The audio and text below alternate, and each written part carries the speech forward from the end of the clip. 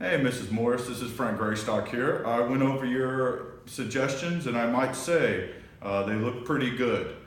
We had 4 concerns for the different divisions. First up was the transport division. We would have to purchase $2 million of rolling stock a little bit earlier than we initially thought in 2010.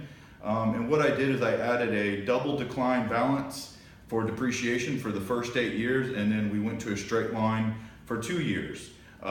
This subsequently affected our pre-tax incremental profit. Your second concern was with the marketing department. What would need to happen in order to support the new output was to relocate resources from Rotterdam to our plant. Also, due to competition and recession, we calculated a decrease in sales by 3%. Which affected our new sales for the year. So I made those changes to the spreadsheet as well. Next up was the assistant plant manager. He suggested including his product into the project, which would increase our net present value by $25,000 indefinitely. Unfortunately, you pointed out that the negative $750,000 net present value would not look good on the numbers to the execs, and this would actually take a payback period of 30 years. Also, ethically, this is probably not the right decision to make since our annual bonuses are dependent on the numbers for this year. This does not maximize shareholder wealth and frankly is just unethical. We decided to go ahead and not implement his changes into our spreadsheet, which I think is the right thing to do.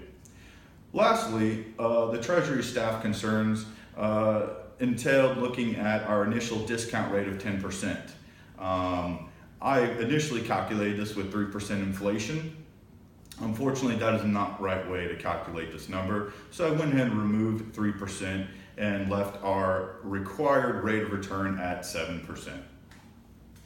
So, with all the new numbers in the spreadsheet, we're still looking pretty good, and we've met 3 of the 4 requirements.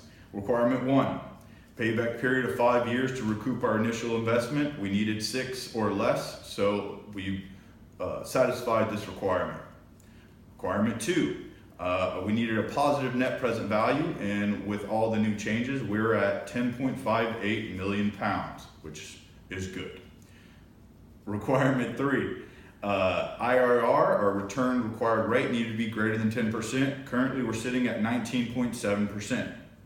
So with all of these requirements met, or 3 of the 4 met, we're going to go ahead and move forward with the project. And